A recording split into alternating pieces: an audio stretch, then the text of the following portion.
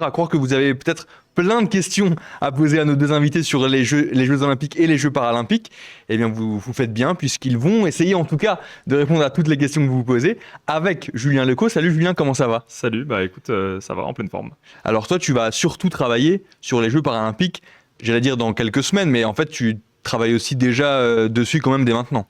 Ouais, c'est ça, ça fait quelques mois qu'on travaille doucement dessus en jonglant avec l'actualité, le tout venant parce qu'on n'est pas détaché à plein temps sur les Jeux Paralympiques. Du moins, c'était pas le cas jusqu'à présent. Là, on va avoir beaucoup plus de temps pour le faire. Et donc, on avait préparé plusieurs articles au fil de l'eau depuis quelques mois. Et là, ça se renforce beaucoup. On commence à rencontrer les athlètes juste avant qu'ils soient vraiment dans leur bulle pour les Jeux. On réfléchit à ce qu'on peut raconter dans les prochains journaux qui vont paraître sur le site internet. Et voilà, ça prend pas mal de temps et c'est chouette. On va en parler ce soir et on va parler aussi, on va évidemment revenir sur les Jeux Olympiques avec, encore une fois, oserais-je dire, Laure Breton à nouveau avec nous pour la 3e fois maintenant. 3e fois. Mais moi déjà, en plus je veux commencer quand même en disant cela, c'est qu'il y a quelques mois quand on a fait notre premier stream sur les Jeux Olympiques, c'était une époque où il y avait encore beaucoup de scepticisme. Je me souviens de ton conducteur. Oui, je posais beaucoup de questions sur mais est-ce que ça va pas être un flop, il y a quand même beaucoup de critiques et à l'époque tu disais, en vrai moi je pense qu'il va y avoir un vrai engouement, je pense qu'il va y avoir une vraie fête. Tu avais raison, Laure. Tu avais raison à l'époque. Comment ça va? Je suis pas la seule à gagner le concours des pronos. Il n'y a pas que. Oui, non, c'est vrai. Oui, c'est vrai. C'est vrai que je salue dans le chat d'ailleurs Cristal, je pense qu'il fait honneur à Corentin qui avait prédit la victoire des volleyeurs français. En effet, il avait vu juste. On doit le reconnaître ce soir. Ça va, Laure? Comment tu te sens là du coup au lendemain finalement de cette cérémonie de clôture des JO? Je sais pas dans quel ordre mettre les adjectifs. Je suis explosée et fière. Ouais. Fière et explosée de tout le travail qu'on a accompli. Honnêtement, effectivement, il y avait quand même assez peu de gens qui y croyaient. Je veux pas dire que j'y ai toujours cru, mais quand même, je me disais que on avait tous un peu besoin de ça. Apparemment, c'était le jugement de beaucoup de personnes, c'était le jugement de beaucoup de lecteurs. Je sors d'une réunion sur comment les papiers et les articles et tout ce qu'on a fait a été reçu. Donc les chiffres d'audience sont faramineux. Juste au diapason de ce que vous avez visiblement vécu vous aussi en regardant la télé, en prenant des billets, en allant sur les sites et en parlant des JO. Donc on a réalisé une couverture extraordinaire. On est hyper content d'avoir une équipe paralympique qui n'a jamais été composée, enfin qui est composée de 5 personnes au total. Ça n'a jamais été fait à Libération. Je sais plus, c'est toi qui citais dans ton article de demain que le président du comité paralympique international disait, en gros, les Olympiques, c'est l'apéritif. Et maintenant, on passe au plat de résistance avec les Paralympiques. Donc, qui vont s'ouvrir le 28 août, c'est ça? Qui s'ouvrent le 28 août, ouais. Du coup, on est très contents. Eh bien, c'est super. Et je vais commencer avec une première question qui est adressée aussi à vous, le chat. J'aimerais savoir, elle peut être compliquée cette question. En un seul mot, comment est-ce que vous résumeriez vos Jeux Olympiques à vous? Comment est-ce que vous l'avez vécu, vous, le chat, en un mot? Et vous, votre mot, ce serait lequel, Julien et Laure? Pour résumer, du coup, ces JO, comment vous les avez perçus? Même assez personnellement, hein, évidemment, ça peut être... On aurait dû préparer. Hein. Ouais,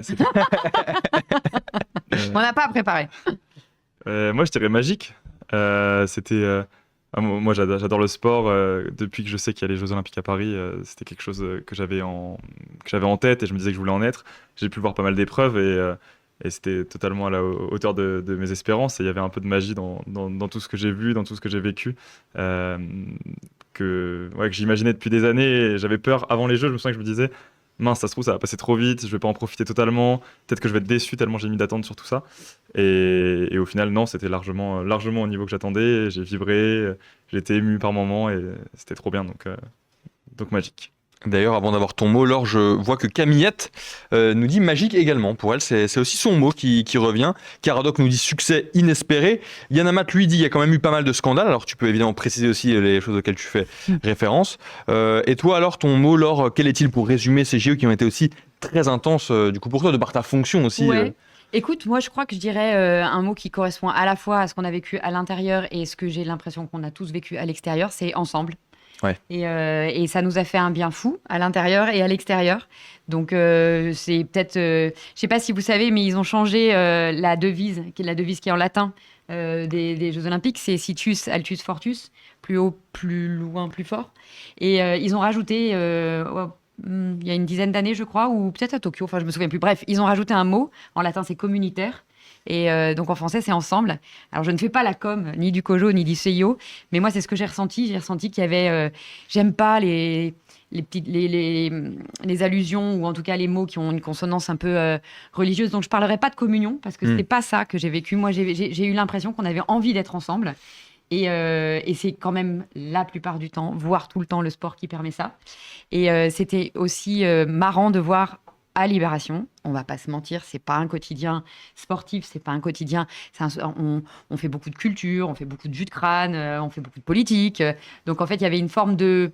Alors, détachement, c'était le moins pire. Peut-être un peu de dédain quand même, quand on parlait, a fortiori moi qui étais la coordinatrice, quand j'essayais de pousser pour qu'on couvre les JO. Et bien même ces gens-là, ils faisaient F5, F5, F5, refresh. Ils ont acheté des places. J'ai entendu des trucs incroyables autour de moi, à l'extérieur ou ici. Des gens qui sont allés voir des matchs de poule, de water-polo à 9h du matin. Et ben voilà, tous ces gens-là, ils avaient envie d'être ensemble et ça a fonctionné.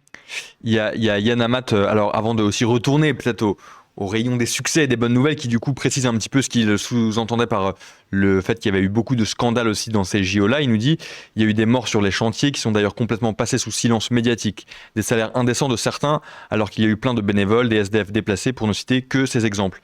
Est-ce que tu as l'impression, toi alors, qu'on a assez parlé des choses qui Alors, je dis pas, fonctionnaient, ou en tout cas qui un petit peu le revers de la médaille en quelque sorte? Alors, je dis pas Be Kind, Rewind, mais je dis, vous pouvez vous reporter à notre premier Twitch, à notre deuxième Twitch. Ouais. On a fait extrêmement attention. On n'a rien passé sous silence. La meilleure preuve, c'est que pendant les JO et pendant la cérémonie d'ouverture, on avait quelqu'un qui était à la contre-cérémonie d'ouverture à République. Pendant les JO, on a fait des reportages. Effectivement, oui, on n'a jamais caché le fait que on a essayé de nettoyer. J'aime pas ce mot d'ailleurs. On a essayé il y a eu des espèces de solutions qui ont été élaborées par la ville de Paris, par l'État, qui n'ont pas fonctionné pour les SDF, effectivement, parce que déraciner quelqu'un, essayer de lui trouver une solution de logement à Mulhouse ou à Mende, en Lozère, alors qu'il a son écosystème, son biotope de réfugiés ou de personnes sans domicile à Paris, ben, ça fonctionne pas. Donc les gens y reviennent. Et ça, on n'a jamais passé ça sous silence. J'entends des morts pour bosser sur ces sujets depuis presque un an. Il y a eu effectivement un mort sur le bassin d'Austerlitz, le fameux bassin qui devait récolter de l'eau pour la Seine, pour nettoyer la Seine. On peut totalement estimer qu'on ne lui a pas assez rendu hommage, mais lors de l'inauguration, son nom a été accolé, a été mis sur la plaque de l'inauguration. Nous, on a fait un papier et un portrait. C'est probablement pas suffisant et évidemment, les morts au travail, c'est un sujet majeur et c'est un sujet qu'on couvre à Libération. Je me souviens plus qu'il y avait aussi les bénévoles et les scandales.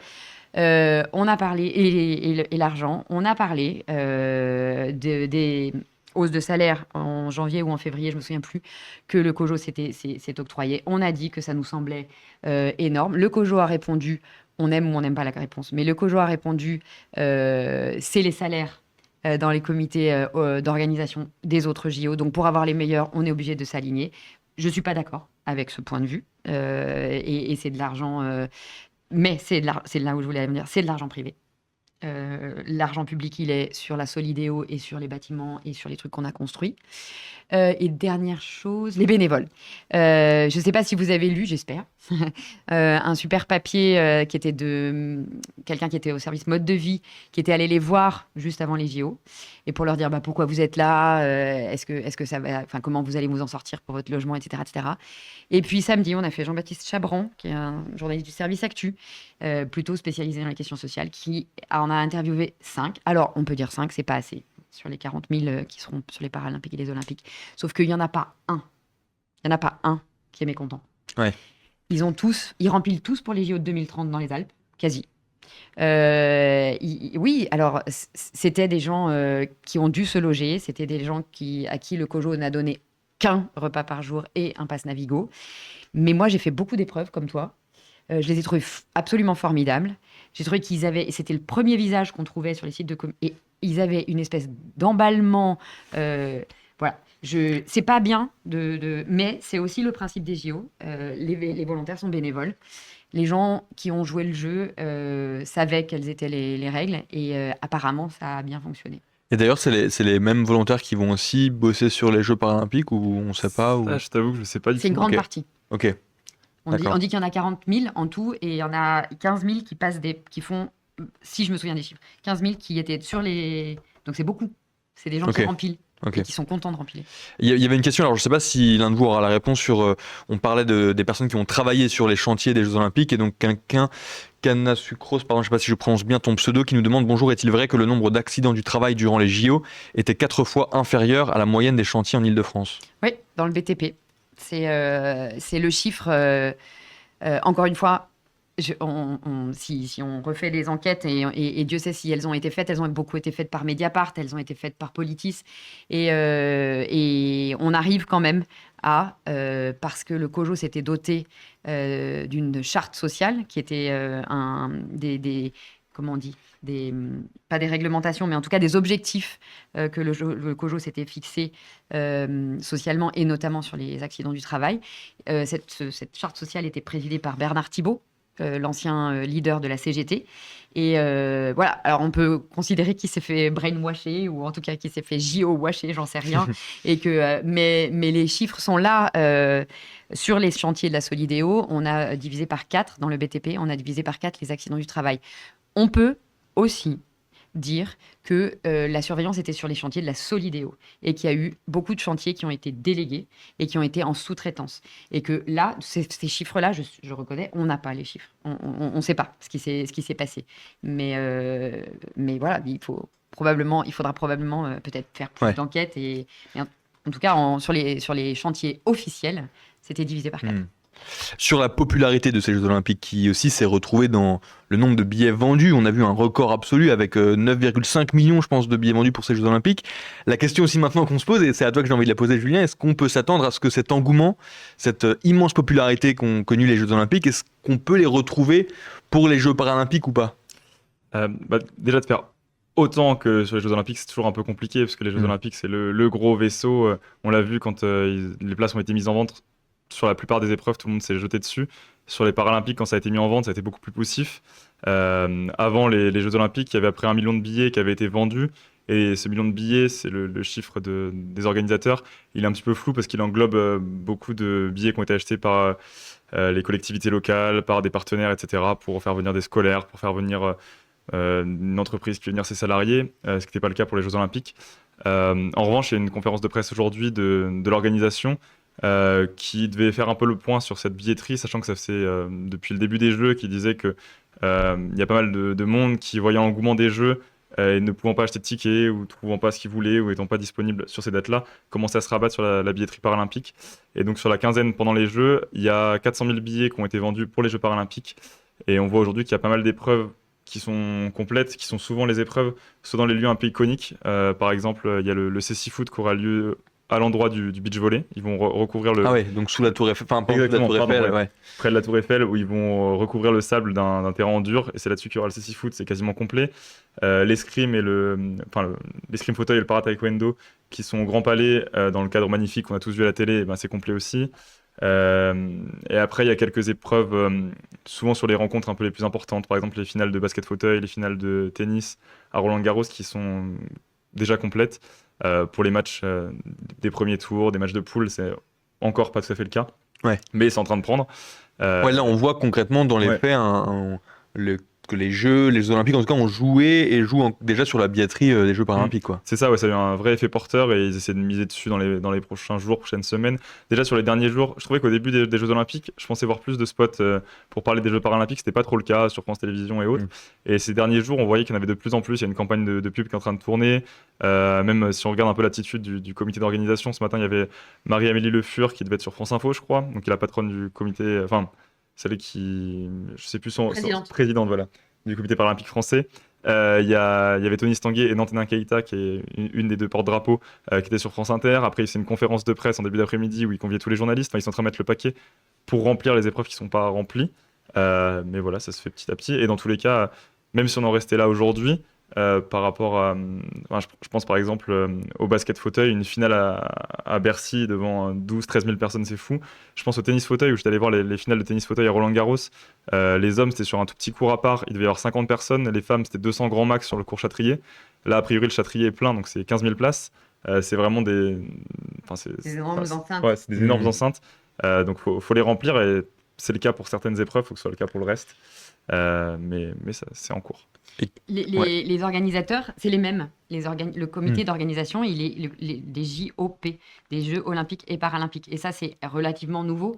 Et le fait que ce soit dans les mêmes lieux, c'est aussi nouveau. C'est pas tout le temps comme ça. Et donc, effectivement, avec des lieux aussi prestigieux que ceux qu'on a vus pendant 15 jours, ça a créé un engouement. Et ce qui est marrant, c'est que quand nous, on parlait du scepticisme au premier Twitch, et puis, je sais plus, je crois que c'était début juillet, il y avait 25% des Français seulement qui étaient enthousiastes à l'idée d'avoir les JO. Et ben, toujours, Tony Estanguet et le comité d'organisation disaient, il va se passer la même chose. Tout le temps, il se passe la même chose. C'est-à-dire que si les Jeux sont réussis, et on sait qu'on va les réussir, les billets des Paralympiques se vendent. Il s'est passé ça à Londres en 2012. Tous les gens, excusez-moi, je sais où je vais en venir, tous les gens qui ne peuvent pas prendre de billets pendant les Olympiques pour 2 raisons. Il n'y en a plus ou ils sont trop chers, se rabattent et veulent aller voir et participer un peu, avoir cette espèce de liesse. Et c'est des prix hallucinants. Moi, j'ai pris des places pour aller voir Roland Garros, c'est 15 € Ah oui. pour être à Roland Garros de 11h du Ah oui, matin c'est pas les à mêmes prix en 18h. effet que. C'est 15 €. Ouais, ouais. Donc ça explique aussi le... Ouais. Et c'est des histoires phénoménales. Je crois qu'on n'a rien vu là encore. Ouais. Et le plus dur, c'est d'arriver à...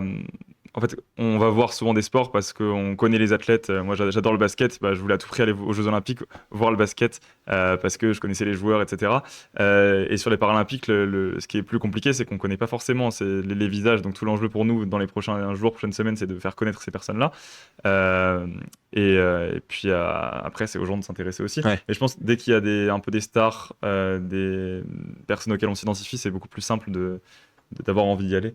Mais là, ce qui est assez intéressant, c'est qu'on se rend compte que pendant les Jeux, on a vibré pour des personnes qu'on connaissait pas du tout. Je pense sur du tir à l'arc, du water polo ou autre. Et donc, je pense qu'il y a des personnes qui se sont rendues compte qu'elles avaient vibré à la télévision sur ces sports-là et qui maintenant se disent pourquoi je n'irais pas vibrer sur du tennis fauteuil ou de la boxe alors que je connais pas les athlètes, je connais même pas forcément de sport. Mais s'il y a des Français, s'il y a de l'ambiance, je peux en profiter tout autant. Il y a Caradoc dans le chat qui nous dit aux Paralympiques de Londres, le stade olympique était plein. Est-ce que à ce moment-là, on sait si ça va aussi du coup bénéficier potentiellement des Jeux Olympiques de Londres avant? Ah oui, c'était qui avait totalement tiré, le comparatif qu'il faisait. D'accord, ouais. Ok. C'était exactement l'exemple. C'est compliqué de comparer avec Rio. Je sais plus pourquoi c'est compliqué de comparer avec Rio parce que je pense que les installations n'étaient pas les mêmes. Je sais plus ce que c'était. Et puis Tokyo, il n'y avait pas de public. Ouais. Donc de toute manière, Ouais, en c'était gros, Covid. quand même, la référence de Paris, ça a toujours été Londres. Et Londres, j'ai regardé les chiffres tout à l'heure, il disait qu'il y avait 2 700 000 billets qui avaient été vendus pour les Jeux Paralympiques. Là, à Paris, pour les Jeux Paralympiques, on en aurait 2,8 millions de disponibles. Enfin, c'est ce qu'il y avait au début. Et là, il y en a 1,4 million qui ont été vendus. Donc, il y a encore un gros gap à combler, tant D'accord. pour remplir les dernières salles qui ne sont pas pleines du tout, parce que ce n'est pas le cas sur toutes les épreuves et pas tous les moments de la compétition, que pour égaler Londres. Et donc, ils ont 2 semaines et demie pour le faire. Et pour les Jeux Paralympiques, il y a aussi du coup une cérémonie d'ouverture et de clôture à part entière pour ces Jeux-là? Ouais, c'est ça. De toute façon, c'est toi qui me disais, Laure, qu'ils avaient chapitré les cérémonies, qu'il y avait 4 chapitres. Donc le chapitre numéro 3, c'est celle d'ouverture des Paralympiques. Chapitre numéro 4, la clôture. Ils les appellent CER, CER. Donc CER 1, c'était la scène. CER 2, c'était hier soir. Ok. CER 3, c'est la première des Paralympiques. Et CER 4, c'est la fin de tout. Et pareil pour les Paralympiques, un peu comme sur la première qui voulait un peu iconique sur la scène dans Paris. Ce ne sera pas une cérémonie dans un stade, ce sera une cérémonie qui sera à Place de la Concorde où ils sont en train actuellement déjà de un peu désosser la Place de la Concorde où il y avait plusieurs stades d'épreuves pour en faire un gros stade. Et les athlètes vont défiler sur la moitié des Champs-Élysées et sur la Place de la Concorde. Et puis après, c'est grosso modo ce qu'on sait pour l'instant. On verra. Il y aura aussi des surprises, on imagine, comme avec la cérémonie d'ouverture des Jeux Olympiques. On imagine. Ouais. On verra. J'en sais pas plus. Ok. Il y a Namad dans le chat qui nous demande sur un autre sujet, est-ce qu'on peut croire Emmanuel Macron quand il dit qu'il va vraiment mettre le sport en priorité de sa politique après ces Jeux Olympiques-là? Est-ce qu'on peut penser qu'il va y avoir en effet des mesures concrètes prises après ces JO, après le succès notamment sportif, on y reviendra, de ces JO? Moi, j'aurais envie de répondre que en temps normal, peut-être. Mais on est dans cette parenthèse enchantée, des Jeux Olympiques, elle nous a permis d'un tout petit peu oublier le bazar, pour être poli, dans le politique, dans lequel la France se trouve depuis le début du mois de juillet et les législatives. Du coup, je suis quand même encline, l'automne, juste après les Paralympiques, l'automne, c'est le marathon budgétaire. On passe d'un sport à un autre, et du coup, et créer un budget actuellement, alors qu'il n'y a pas de gouvernement, on ne sait pas vraiment qui va prendre la tête du gouvernement. C'est pas tout à fait les mêmes options si on nomme Lucie Castet ou si on nomme Xavier Bertrand ou si on garde un gouvernement qui gère les affaires courantes. Donc j'ai déjà tendance à pas trop croire les promesses politiques, mais vu l'instant où elles sont prononcées, par ailleurs, il faut se souvenir qu'ils ont mis énormément d'argent. Hein. Ça s'appelle le programme Gagner en France. Ils l'ont commencé, selon quelques Cassandres, ils l'ont commencé trop tard, mais ça a permis quand même d'avoir un accompagnement des sportifs de haut niveau pour les Olympiques et les Paralympiques.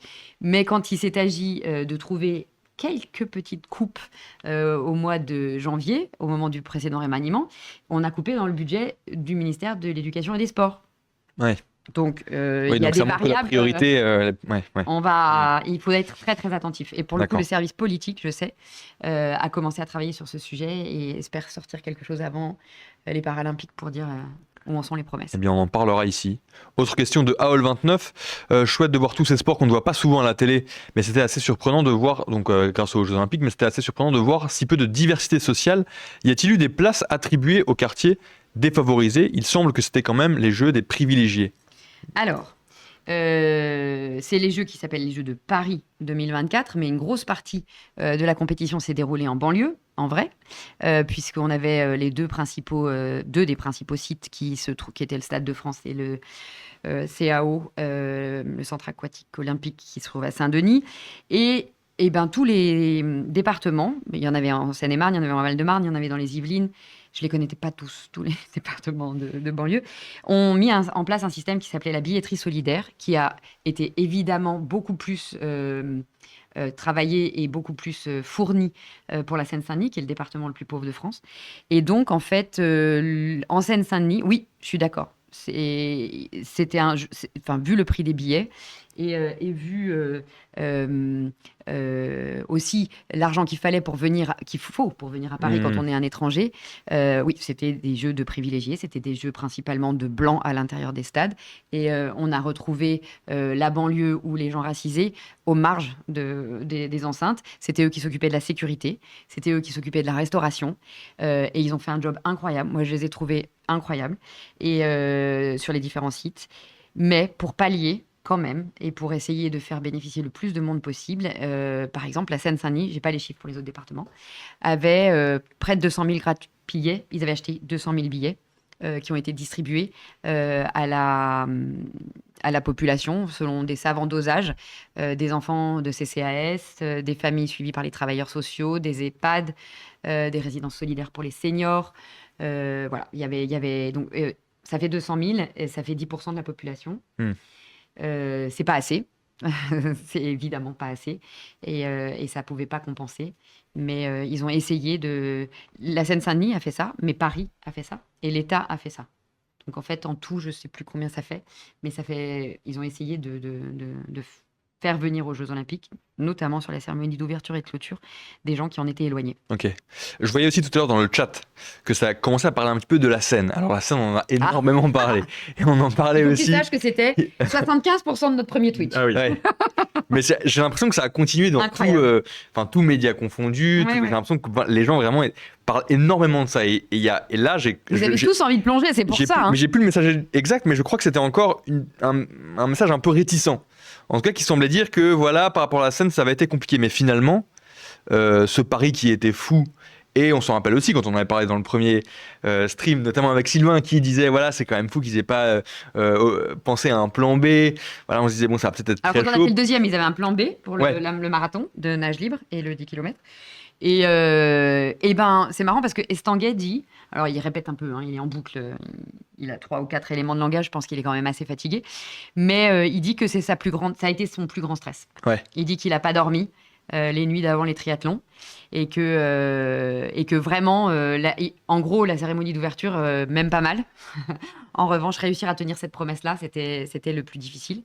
Et puis du coup, il faut peut-être quand même bien rappeler que toutes les épreuves qui étaient prévues pour l'instant dans la Seine lors des Jeux Olympiques ont bel et bien eu lieu. Les épreuves, oui, les entraînements, non. Oui, c'est ça. Il y a eu des entraînements qui ont été annulés. Les épreuves, elles ont bien eu lieu et elles ont eu lieu dans des conditions qui étaient... Alors, c'est un peu compliqué parce que il y a certains médias enfin, et nous, on a aussi cherché, hein, puisque, pour ne pas le citer, Mediapart a sorti une enquête en disant, nous, on a tous les chiffres des 2 bactéries, hein, qui posent un problème. Ouais. Et on est en mesure de vous révéler que, et alors c'était un peu quand même byzantin, leur histoire, on peut vous révéler que sur 6 jours lycée, il y avait que 5 jours qui étaient pas bien et 1 jour qui était bien. Il se trouve que C'est le jour de c'était le l'épreuve. jour de la compétition. Enfin, c'est la veille, parce que les Ouais, prélèvements oui. étaient faits la veille. Et puis, nous, on a un service Check News qui a sorti un article ce matin. Je ne sais pas si on peut le mettre, on pourra le mettre Ouais. après et qui a demandé les mêmes chiffres et qui arrive à la conclusion que les niveaux de contamination par les 2 bactéries, Escherichia coli et Enterocoque, étaient totalement raisonnable, enfin pas raisonnable, était totalement bon pour organiser ces compétitions. Donc moi je sais pas, je suis pas spécialiste, mais je dis que on a tous les chiffres parce qu'ils ont été obligés de faire la transparence. Ce qui s'est passé au moment de l'annulation des entraînements, c'est qu'on a eu, je sais pas si tu te souviens, on a eu un truc très viral et qui était identifié par le COJO comme une opération des bots russes, qui était cette Ah oui. photo Ouais. de la Belge qui Oui, qui a et été de Cassandre. hospitalisé, qui aurait été hospitalisé. Alors d'abord, il y a Cassandre Beaugrand, celle qui gagne Ouais. la médaille d'or, qui dit tout de suite après avoir gagné, j'ai vomi comme j'avais jamais vomi avant, mais elle explique tout de suite derrière qu'elle va vomir de stress Ouais. et que c'était parce qu'elle était à Paris et que c'était les Invalides et tout ça. Et tout ça s'engraine jusqu'à ce qu'il y ait une athlète belge, une triathlète belge, qui soit pas hospitalisée, si j'ai bien lu, hein. Oui. Elle a été malade, elle est allée consulter, mais elle n'a pas été hospitalisée, elle est rentrée tout de suite au village olympique. Et ça a fait boule de neige en plein été. Oui, il y avait même Et, une une de Libération qui avait une été fausse détournée, une une. fausse une qui Ouais. avait été créée pour Ouais. dire que oui, il y aurait eu Et une ça, athlète c'est pareil. hospitalisée à cause de la scène. Enfin, Et de alors, la scène. preuve que vous êtes totalement au diapason de nos lecteurs, ou peut-être c'est vous qui avez créé les chiffres, j'ai fait une réunion avec les gens qui s'occupent des audiences, et le papier qui dit non, il n'y a pas eu 25 hospitalisations et l'athlète belge n'a pas été hospitalisé, c'est notre 2e ou 3e papier le Ah plus ouais. lu sur la Sur la quinzaine, période. Ah ouais, ok. tu vois. Et d'ailleurs, du coup, la scène qui sera aussi le théâtre d'une épreuve lors des Ouais. Jeux paralympiques. Bah, même recette, le triathlon, le paratriathlon, du coup, aura lieu là-bas. Les épreuves de paratriathlon, parce qu'il y en a plusieurs. Et c'est... Il y a plusieurs épreuves de paratriathlon. Non, il y a 3 épreuves dans le triathlon. Enfin, ouais. Ah oui, ok, Oui. oui, non, d'accord, comme ça, Ouais, oui, puis je pensais c'est qu'il y avait. masculine, féminine. Ouais, ok, ouais. Mais voilà, même endroit, c'est juste des épreuves qui sont moins longues. Si j'ai bien suivi, les distances sont divisées par 2, donc 2 fois moins de nage aussi. Mais ce sera aussi dans la Seine, donc il y aura les mêmes soucis de savoir si on peut faire nager les athlètes dedans ou pas. Le bonjour, le lendemain, le surlendemain. Voilà.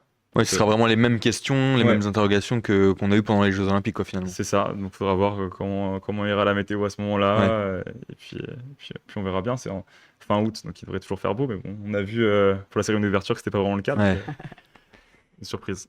Sur un autre sujet, il y a Kanazucros qui nous demande aucune cyberattaque d'ampleur durant ces Jeux. Il pose la question, est-ce qu'il y a eu des cyberattaques d'ampleur durant ces JO? Est-ce qu'on sait ça, s'il y a eu... Bah, moi, Problème comme c'est ça. ce truc-là, en fait. Alors si, il y a eu une cyberattaque au milieu contre les musées français. Je ne sais pas si vous vous souvenez. Ah ouais, ok. Il y avait tous les systèmes de billetterie des musées. Et on a cru, c'est probablement lié au JO pour désorganiser un peu le truc. Mais comme du coup, le Grand Palais, le musée du Grand Palais, mais qui est la partie musée, pas la partie verrière où étaient l'escrime et le taekwondo, était attaqué. On a dit, bah voilà, c'est une cyberattaque liée au JO. Il y a eu une dizaine de musées qui ont été touchés. Et après, bah, il y a cette espèce de truc viral qui s'est mis sur le triathlon. Hmm. Je ne sais pas s'ils ont dit qu'ils en avaient déjoué.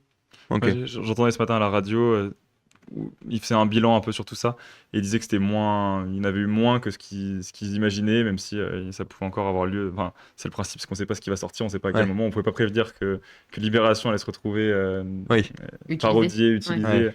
Donc on ne sait pas, mais a priori, ça a été plus calme que ce qu'ils imaginaient, même s'il y a toujours il se passe toujours des choses. Et d'ailleurs, même sur le volet sécurité, en fait, du manière plus générale, parce que ça, pareil, on en avait parlé lors de notre premier stream, on se disait qu'une cérémonie d'ouverture sur la Seine, donc sur 6 km en tout, ça pouvait faire craindre les Alors pires peut-être que scénarios les en gens termes qui de avaient sécurité. l'intention d'attaquer sont solubles dans l'eau et que du coup, Hmm. il y avait trop de pluie et ils n'ont pas voulu sortir. Non, sans plaisanter, 45 000 forces de l'ordre. Ouais. Gendarmes, policiers, militaires, 2000 policiers venus d'ailleurs, pas parce qu'on n'en avait pas assez, mais parce que c'est de l'entraide internationale sur tous les grands événements sportifs.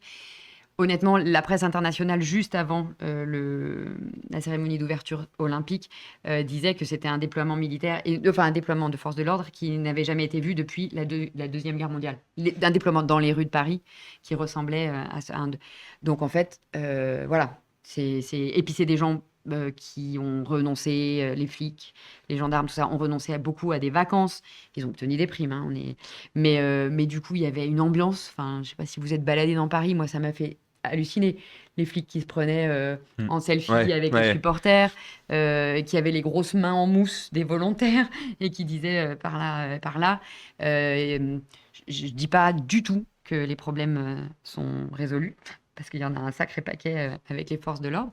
Mais ça peut faire du bien, et ça a fait du bien de voir ça autrement. Ouais. Bah, et d'ailleurs, il y a Caradoc qui salue ça dans le chat, qui dit: j'ai vu des policiers italiens, allemands, US, j'ai trouvé ça chouette. Donc il a trouvé ça cool, donc voilà. Et je voulais aussi revenir aussi sur quelque chose, parce que tout à l'heure tu parlais notamment du travail de tous les journalistes de Libé pendant ces Jeux Olympiques. Je voulais aussi vous dire le chat, parce qu'aujourd'hui il y a un super papier que j'ai découvert tout à l'heure avec toutes les histoires un peu pépites de nos journalistes qui ont parfois entendu des choses en salle de presse, dans des couloirs auprès d'entraîneurs, d'athlètes, etc. On se lira ça tout à l'heure, le chat, quand on reviendra ensemble tout à l'heure. Et aussi je voulais du coup là-dessus t'entendre, Julien, parce qu'en préparant l'émission tu m'en avais un peu parlé et je trouvais ça assez intéressant aussi sur la manière dont vous avez pu être vous briefé. Donc quand je dis vous, c'est les journalistes qui vont couvrir ces Jeux paralympiques. Est-ce que tu peux nous parler un petit peu de ce brief? Ce qui est intéressant ou triste, je sais pas comment on doit le voir, mais c'est que parmi les journalistes qui vont couvrir les Jeux paralympiques, beaucoup ont été sensibilisés assez récemment sur le sport paralympique, parce que il y a peu ou pas de rédactions qui ont des rédacteurs détachés à l'année pour suivre le sport paralympique. Et donc, on a eu des formations, des moments d'échange avec les premiers concernés, donc les athlètes, mais aussi avec le comité paralympique et sportif français qui chapeaute à tous les athlètes français, pour nous dire un petit peu ce qu'il est bien de mettre en avant, ce qu'il vaut mieux éviter de mettre en avant, les termes qu'il faut utiliser quand on parle de sportifs en situation de handicap. Le gros truc qui ressortait, c'était, bah ouais, il y en a plein qui ont des histoires folles, celui qui a eu un accident dans la vie, enfin, il y a plein d'histoires qui vont vite être tristes ou belles, ça dépend comment on le voit, et des fois on a trop tendance à parler de ça et pas à parler du sport en lui-même. Et ils nous ont dit, bah voilà, si vous voulez en parler, évidemment qu'on peut en parler. On va pas enfin, un athlète olympique, s'il a une histoire folle, on va le raconter aussi. Mais il faut pas faire que ça. Faut parler des performances sportives. Il faut aussi dire si la performance sportive elle est en deçà de ce qu'on imaginait. C'est pas parce qu'il a fini 6e sur une course et qu'il lui manque une jambe que c'est beau, alors que son objectif c'était d'être champion olympique, c'est un raté. Et il faut le dire. Et donc c'est là-dessus qu'ils avaient vachement mis l'accent. Donc pour nous, tout l'objectif dans les prochaines semaines, ça va être de parler de sport et avant de parler de parcours de vie, ou de mélanger les deux, mais pas être que sur le côté parcours de vie. Et ils nous avaient notamment sorti une anecdote. Ils n'avaient pas donné le sport en question ni le sportif, mais un sportif en fin de compétition qui se retrouve face à des journalistes de télévision, et la première chose qu'ils lui demandent, c'est son histoire, son handicap, son accident. Et c'est pas ça, on s'en fout à ce moment-là. Là, ce qui est important, c'est la performance, c'est ce qui s'est passé pendant la course, pendant le match. Voilà. Donc c'est un enjeu pour nous, c'est un enjeu, je pense, pour les autres journalistes. Et donc on va essayer de faire ça au mieux possible. Et il y a Lune Virtuelle qui a une question par rapport à ça, qui dit: bonne initiative ces formations, et qui demande: est-ce que c'est organisé par le comité paralympique? Ouais, c'est ça, c'est eux qui l'avaient organisé. C'était une formation en visio. En gros, pendant 2 heures, ils nous présentaient un petit peu. C'était vraiment, enfin, le début de la formation, on s'est regardé avec un collègue, on s'est dit, oula, bon, ça, on connaît quand même déjà. C'était vraiment les bases. Donc, je pense qu'il y a des journalistes qui doivent partir de très, très, très, très loin. Ah ouais. Mais à la fin, c'était quand même sur les termes à utiliser, pas utiliser, ce qu'on peut dire. Et ça, enfin, c'est des rappels importants. Et peut-être que pour certains, c'était juste de l'apprentissage pur, mais voilà, même nous, entre nous, avant tout ça, on s'était dit comment on va le raconter. Et là, ça permettait d'avoir des choses claires là-dessus. Donc c'était bien. Et justement, pour parler aussi plus du volet sportif sur les Jeux Olympiques et sur les Jeux Paralympiques, peut-être d'abord sur les Jeux Paralympiques, parce que donc avec ces JO-là, on a fini dans le top 5, on va se reposer la question de est-ce que le bilan est satisfaisant ou pas. Mais sur les Jeux Paralympiques, c'est quoi les objectifs de médailles et puis de top au niveau des autres nations? Faut savoir qu'on est assez en retard au niveau des résultats paralympiques. À Tokyo, on avait fini 14e au classement des médailles, ce qui, pour un pays comme la France, ça paraît très très loin. En regardant un peu le détail, il y en avait eu plus de 50 médailles, ce qui nous classait quand même plus ou moins dans le top 10, mais c'est sur les médailles d'or, on n'avait eu que 11 médailles d'or, sachant Sur les Jeux paralympiques, il y a plus de médailles que sur les Jeux olympiques. Je crois à près 60% de plus, parce que plus de compétitions, plus de divisions. Par exemple, il y a plein de 100 mètres différents, parce qu'il y a les 100 mètres Suivant les handicaps. suivant les handicaps. C'est pas le cas pour tous les sports. Par exemple, le basket fauteuil, il y a que basket fauteuil féminin masculin, point. Mais en athlétisme, en natation, en tennis de table, il y a beaucoup de catégories, un peu comme des catégories de poids en judo, en escrime. Bref, tout ça pour dire qu'on avait eu 54 médailles, 11 en or, et qu'on était 14e au classement des médailles. L'objectif de base, ça aurait été plutôt d'être autour du top 5 pour ces Jeux paralympiques, mais ils se sont rendus compte que ça allait être compliqué. Donc l'objectif qui est affiché depuis quelques mois, c'est le top 8 au classement des médailles, et de tendre vers un top 5 à partir de Los Angeles ou après D'accord. au classement des médailles. Et ils ont chiffré cet objectif en se basant sur les Jeux paralympiques de Tokyo. À Tokyo, je crois que c'est l'Australie qui avait fini 8e avec 21 médailles d'or. Donc l'idée, c'est d'avoir au moins autour de 21 médailles d'or, donc de doubler le nombre de médailles d'or, Ok. ce qui est plutôt Et assez ambitieux. on a doublé le nombre de médailles d'or olympiques par rapport Ouais. à Tokyo. Oui. Pas de médailles d'or, pardon, de médailles globales. Mais d'accord, d'ailleurs, on a battu tous les records en termes de total de les deux médailles records et de historiques. médailles d'or. Ouais. Ça, on pouvait s'y attendre à ce bilan-là, ou est-ce que c'est vraiment un exploit Alors c'est verre à moitié plein, verre à moitié vide. Moi je savais pas, mais il y a des gens qui savent, qui sont notamment des gens qui dirigent l'Agence nationale du sport et ce fameux programme gagné en France. Et j'ai été très étonnée, mais c'est à peu près son caractère. Je sais pas si vous vous souvenez de l'ancien sélectionneur du hand français qui s'appelle Claude Ah oui, Onesta. Claude Onesta, oui. Et c'est lui le patron de Ouais. la haute performance. Il quitte ses fonctions après les Paralympiques. C'est lui qui est aussi un peu le penseur de ce programme gagné en France. Et c'était hier matin. Je ne sais plus quel jour on est. On On est est lundi. Du coup, c'était hier matin dans l'équipe. Et il dit que, ouais, ok, c'est bien. Mais en fait, il a identifié 14 médailles d'or qui étaient des médailles d'or sur lesquelles lui, il tablait. Donc 14 médailles d'or de plus qui n'ont pas été converties, il dit. Ok, ah oui, comme ça. Ouais. Et du coup, ça aurait fait, ça aurait fait 80 médailles en tout Ouais, 30 en or. et 30 en or, en fait. C'était ça leur objectif. Donc lui, il n'est pas très content. Bon, après, il dit que c'est super et qu'on a battu les deux records. Mais ils avaient quand même identifié, justement parce qu'ils avaient mis beaucoup d'argent, on en avait beaucoup parlé. Ouais. Ils avaient mis en place ces salaires minimums, en tout cas ces revenus minimums. Ils avaient fait plein de choses. Ils avaient adapté, je sais plus si on en avait parlé, mais c'était incroyable. Ils avaient adapté la salle à l'INSEP, la salle du judo. C'était les mêmes pubs que sur les côtés du judo, Ouais. du Grand Palais éphémère, pour que les gens soient dans le même état d'esprit. À l'escrime, ils se sont entraînés avec du bruit pour faire comme si... Bon, Ils ont fait bref. ça en tir à l'arc aussi, Ils ouais. ont- ouais, Avec pour, le même speaker que pour les épreuves de tir à l'arc, il lui avait demandé de venir à un jour test où il faisait tout exactement pareil. Il leur demandait même de saluer le public avant. Alors, il n'y a pas ou très peu de public Ouais. parce que c'était une épreuve test, mais pour se mettre dans les mêmes conditions, voilà, je salue le public. je ne sais pas à quoi tient, enfin si, je sais que ça tient à la performance sportive, mais ils ont essayé de tout prendre en compte pour que les sportifs olympiques et paralympiques soient dans les meilleures conditions pour convertir Ouais. le plus de médailles. Parce qu'on avait aussi parlé même à l'époque déjà de ce fameux home advantage, le Ouais. fait de comme on fait nos jeux chez nous, ça peut avoir des avantages sur plein d'aspects et donc ça peut nous rapporter peut-être plus de médailles que si les jeux se déroulaient ailleurs. Mais une fois qu'on a dit ça, est-ce qu'on peut Une fois quand qu'on même... a dit ça, je me souviens très bien d'avoir parlé ici de la piste violette, la fameuse Ouais. piste violette. Quand on voit nos résultats en athlée, le home advantage, Ouais, il n'a pas ouais. vraiment joué. On a une médaille d'argent et c'est tout, quoi. Ouais. Donc, alors qu'ils avaient mis énormément d'espoir dans cette piste d'athlétisme ou dans la piste, par exemple, de lancer de disque pour Mélina Robert-Michon, qui a terminé 12e du concours olympique. Ouais. Donc voilà, des fois, ça ne joue pas. Mais après, est-ce qu'on peut se dire, après là, ces bonnes performances, en tout cas, ce nombre de médailles assez important, donc que ce soit bien ou mitigé ou pas, mais on est la 5e nation là dans le tableau des médailles lors de ces JO.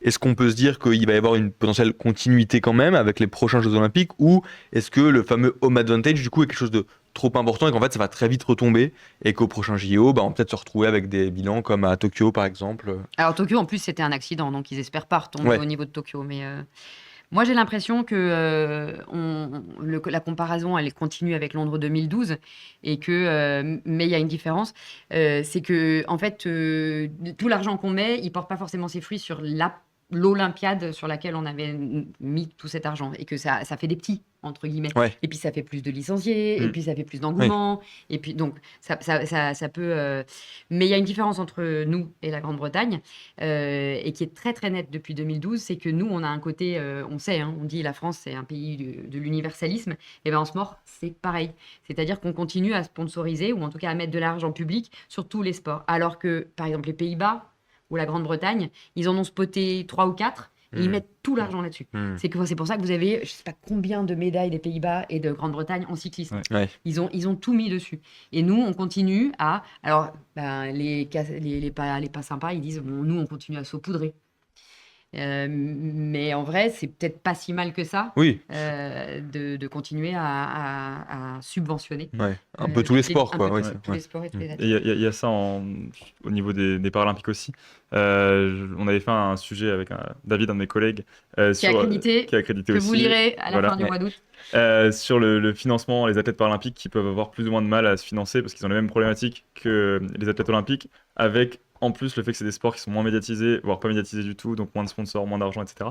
L'Agence nationale du sport qui verse des aides, des subventions, disait que eux ils se basaient sur les résultats, sur les potentiels de médailles, mais qui brassaient assez large, contrairement justement au Royaume-Uni où ils avaient mis, quand ils avaient eu les Jeux paralympiques, le paquet sur quelques disciplines, et à l'inverse, c'est des disciplines où ils sont très mauvais ou complètement absents, et eux, tout l'enjeu, c'était d'essayer d'être présent un peu partout.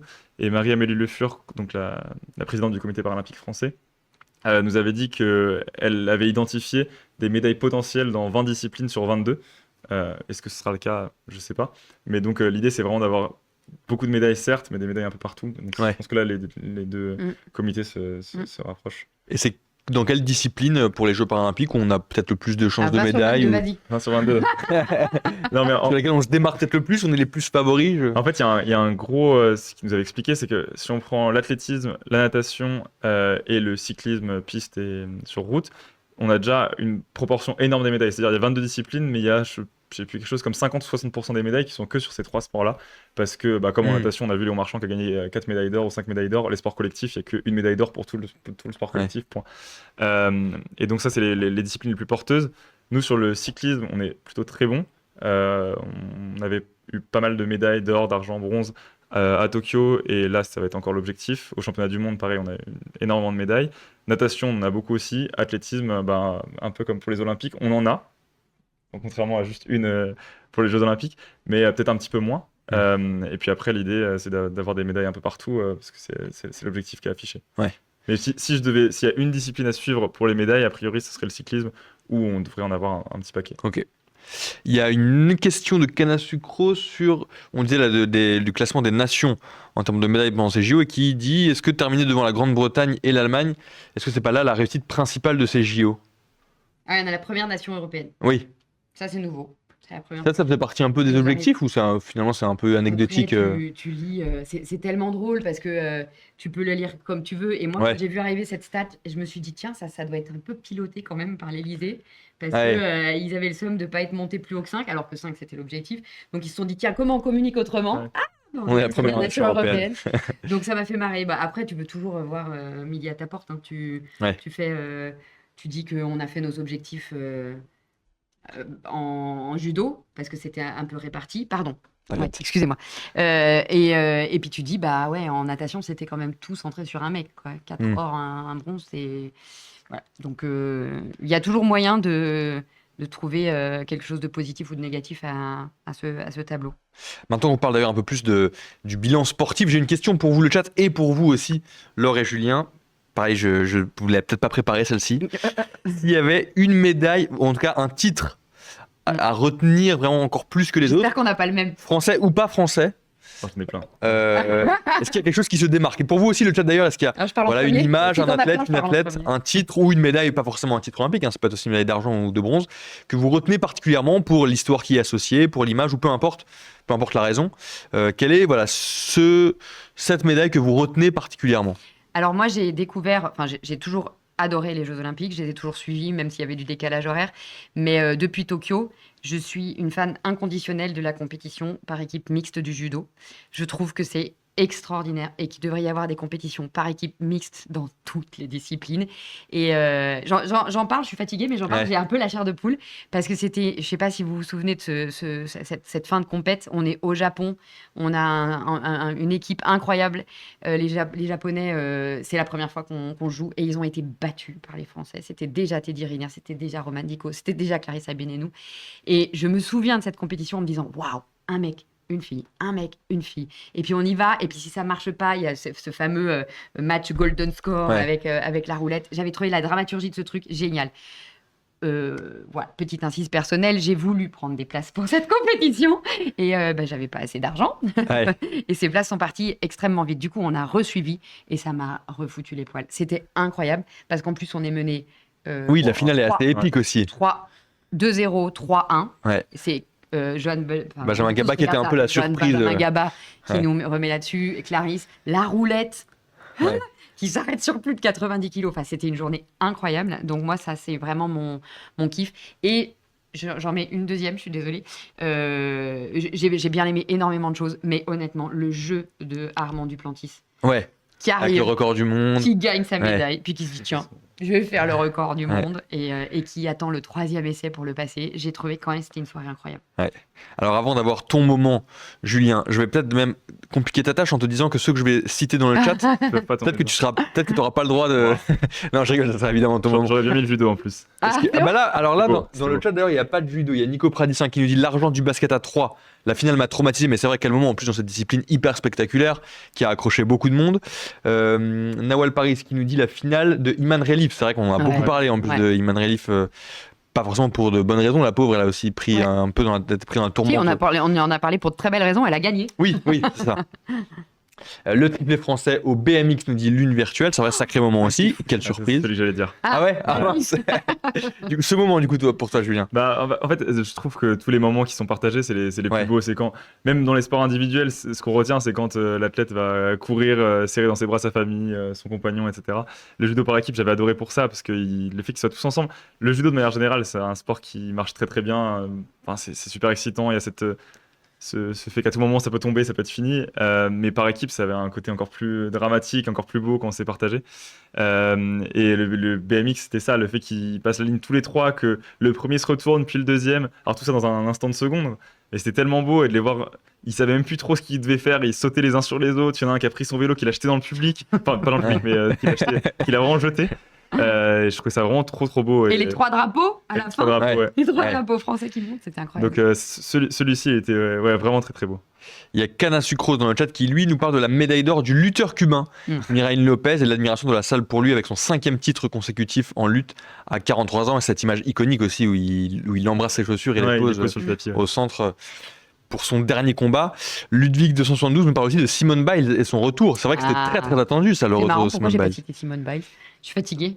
Ouais, c'était pareil. Si on parle de dramaturgie ou de théâtralité, c'était incroyable ce concours collectif d'abord, par équipe, et puis ensuite le concours individuel.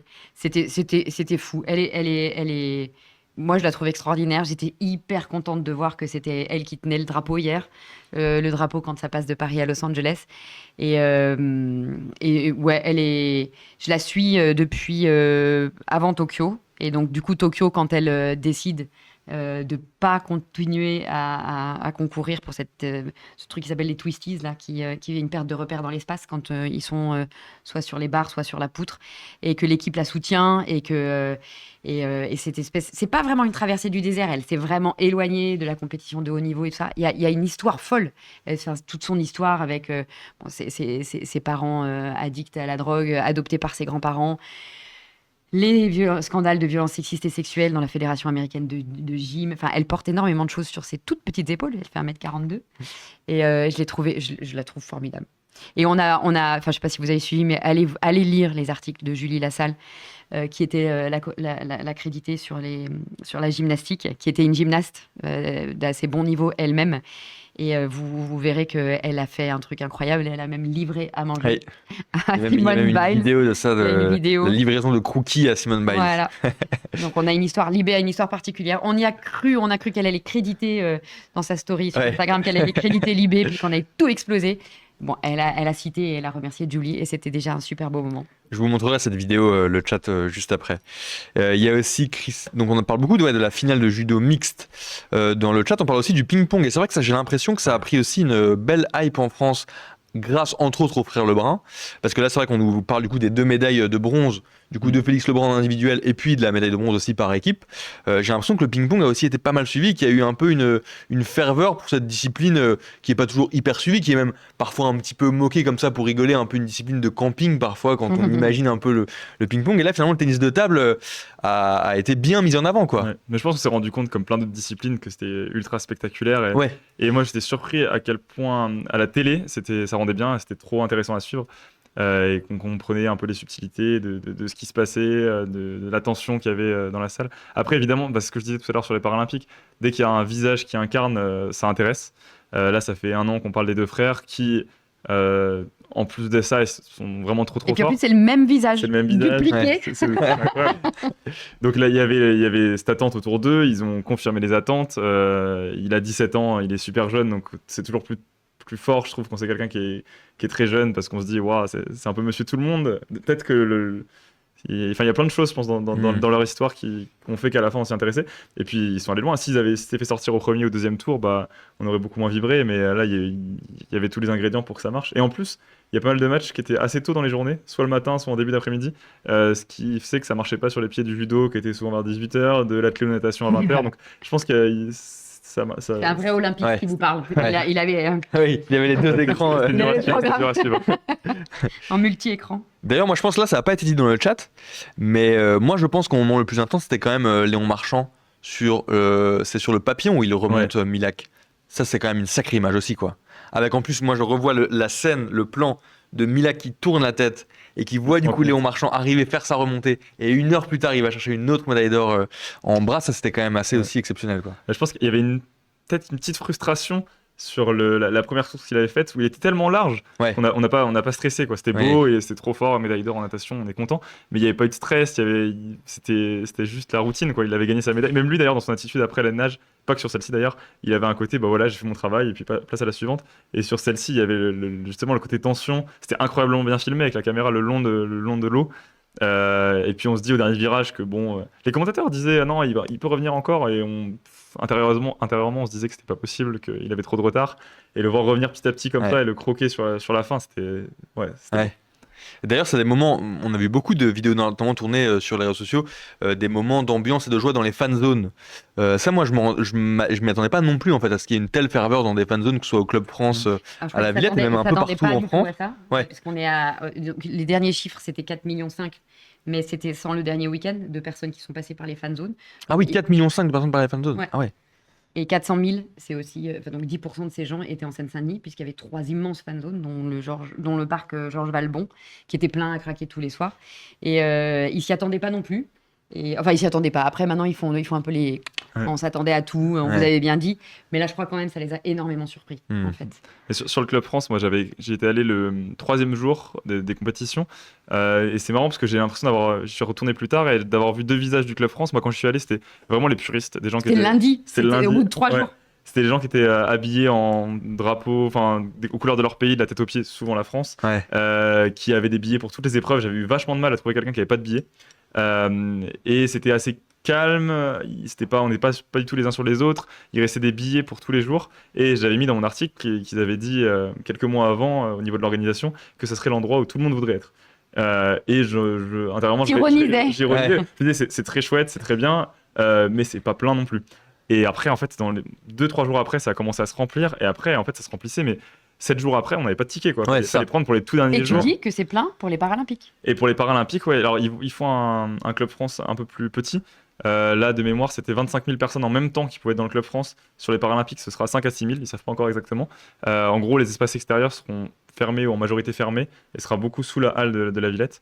Mais ils se sont rendus compte pendant les Jeux Olympiques que les gens commençaient déjà à prendre des billets pour le Club France, pour les Paralympiques, et beaucoup de billets. Ils disaient que, donc, on a dit après 5-6 000 personnes en même temps, je crois que c'est 10 000 max sur la journée en comptant les gens qui s'en vont, et qui vendaient entre 4 et 5 000 billets par jour sur certaines journées pendant les Jeux Olympiques pour les Jeux Paralympiques, sachant qu'il y a une subtilité, c'est que les billets sont gratuits, donc c'est juste les réserver. Donc il faut espérer que les gens qui ont réservé aujourd'hui, dans 1 mois, ils iront bien au Club France. Mais ça montre quand même que là-dessus aussi, du coup, il y a quand même un engouement qui se crée là encore une fois sur ces Jeux Paralympiques, quoi. Même chose que pour les épreuves, les gens qui n'ont pas eu de billets pour le Club France et qui ont vu les vidéos des gens qui célébraient, qui étaient heureux, Il y avait deux visages du Club France. Il y avait la journée, on vibre ensemble, et puis le soir, on fait la fête ensemble. C'était deux publics différents, mais du coup, il y avait un engouement incroyable. Et le soir, c'était beaucoup plus des gens, je pense, qui sortaient du travail ou qui étaient des Parisiens, assez jeunes. Et pas forcément les plus grands passionnés de sport d'ailleurs. J'ai vu des épreuves là-bas et les gens connaissaient pas forcément les règles. Il y avait le Parc des Champions qui était gratuit aussi. L'espèce de grand truc comme un défilé de mode là, à Trocadéro.